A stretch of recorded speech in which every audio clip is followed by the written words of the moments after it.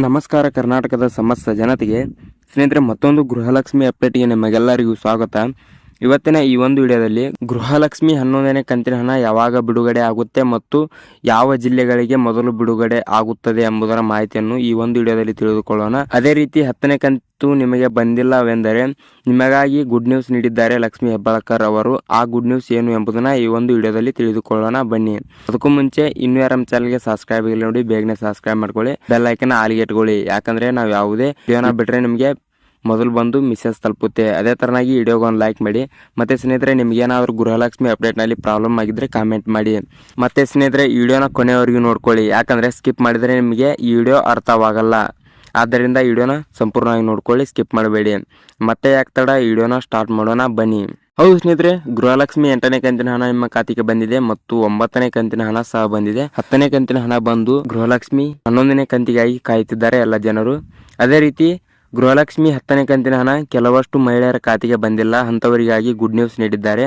ಆ good news ಏನಂದ್ರೆ, ಇದೇ ತಿಂಗಳ ಕೊನೆಯ ವಾರದಲ್ಲಿ ನಿಮಗೆ ಗೃಹಲಕ್ಷ್ಮಿ 10ನೇ ಕಂತಿನ ಹಣ ಬಂದು ತಲುಪುತ್ತದೆ ಎಂದು ಲಕ್ಷ್ಮಿ ಹೆಬ್ಬಾಳ್ಕರ್ ಅವರು ತಿಳಿಸಿದ್ದಾರೆ. ಮತ್ತು ಸ್ನೇಹಿತರೆ, ಗೃಹಲಕ್ಷ್ಮಿ 11ನೇ ಕಂತಿನ ಹಣ ಯಾವಾಗ ಬಿಡುಗಡೆ ಮಾಡ್ತಾರೆ ಅಂದ್ರೆ ಇದೇ ತಿಂಗಳಿನ 25ನೇ ತಾರೀಕಿಗೆ ಗೃಹಲಕ್ಷ್ಮಿ 11ನೇ ಕಂತಿನ ಹಣ ಬಿಡುಗಡೆ ಆಗುತ್ತಿದ್ದು, ಲಕ್ಷ್ಮಿ ಹೆಬ್ಬಾಳ್ಕರ್ ಅವರು ಈ ಸಲ ಗೃಹಲಕ್ಷ್ಮಿ 11ನೇ ಕಂತಿನ ಹಣ ಎಲ್ಲ ಫಲಾನುಭವಿಗಳಿಗೆ ಒಮ್ಮೆ ಬಂದು ತಲುಪುವುದಿಲ್ಲ ಎಂದು ಹೇಳಿದ್ದಾರೆ. ಹಾಗೆಂದ್ರೆ ನಿಮ್ಗೆ ಹಣ ಬರುವುದಿಲ್ಲ ಅಂತ ಅರ್ಥವಲ್ಲ, ಎಲ್ಲರಿಗೂ ಸ್ವಲ್ಪ ಸ್ವಲ್ಪ ಲೇಟ್ ಆಗಿ 11ನೇ ಕಂತಿನ ಹಣ ಬಂದು ತಲುಪುತ್ತದೆ ಎಂದು ಲಕ್ಷ್ಮಿ ಹೆಬ್ಬಾಳ್ಕರ್ ಅವರು ತಿಳಿಸಿದ್ದಾರೆ. ಅದೇ ತರನಾಗಿ ಯಾವ ಜಿಲ್ಲೆಗಳಿಗೆ ಮೊದಲು ಬಂದು ತಲುಪುತ್ತದೆ ಎಂದು ನೀವು ನೋಡ್ಕೋಬೇಕಾದ್ರೆ ಸ್ನೇಹಿತರೆ, ಕರ್ನಾಟಕದ ಎಲ್ಲ ಜಿಲ್ಲೆಗಳಿಗೆ ಗೃಹಲಕ್ಷ್ಮಿ 11ನೇ ಕಂತಿನ ಹಣವನ್ನು 25ನೇ ತಾರೀಕಿಗೆ ಬಿಡುಗಡೆ ಮಾಡುತ್ತಿದ್ದು, ಈ ಹಣವು ಎಲ್ಲ ಖಾತೆಗಳಿಗೆ ಸ್ವಲ್ಪ ಲೇಟ್ ಆಗಿ ತಲುಪುತ್ತದೆ. ಎಷ್ಟು ಲೇಟು ಅಂದ್ರೆ ಮುಂದಿನ ತಿಂಗಳ 15ನೇ ತಾರೀಕಿನವರೆಗೆ ಎಲ್ಲರ ಖಾತೆಗೆ ತಲುಪುವ ವ್ಯವಸ್ಥೆಯನ್ನು ಮಾಡುತ್ತಿದೆ. ಅಷ್ಟರೊಳಗಡೆ ಎಲ್ಲರ ಖಾತೆಗೆ ಹಣ ತಲುಪುತ್ತದೆ ಎಂದು ಲಕ್ಷ್ಮಿ ಹೆಬ್ಬಾಳ್ಕರ್ ಅವರು ತಿಳಿಸಿದ್ದಾರೆ.